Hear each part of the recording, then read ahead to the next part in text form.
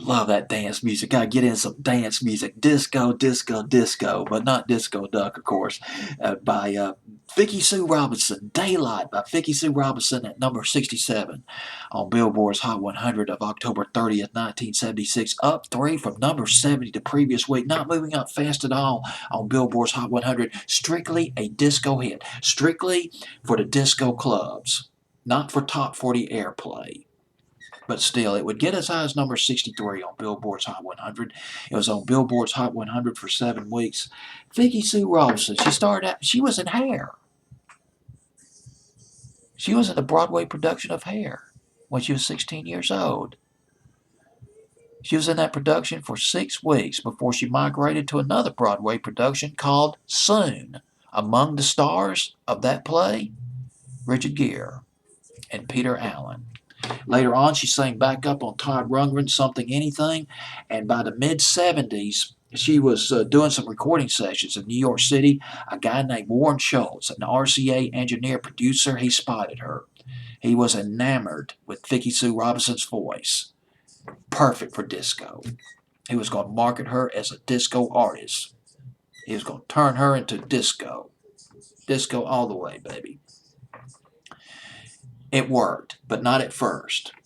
He had her cut some demos. Peter Schultz had Vicki Sue Robinson cut a demo of Baby Now That I Found You by the Foundations, a remake of the Foundations' Baby Now That I Found You, which was a hit by them back in 1968. God, that song had a great beat to it. But the disco version by Vicki Sue Robinson died. It sank without a trace.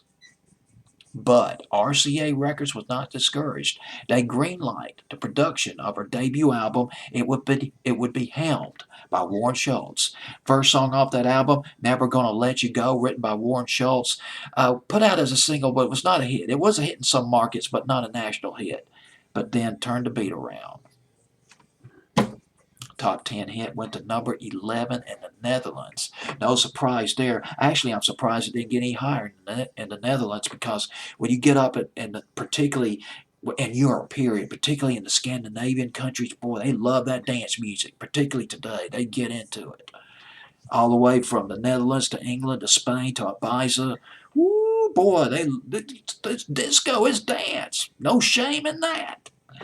And went to number 14 in Canada. Daylight was originally done by Bobby Womack. It was a soul hit for Bobby Womack earlier in '76.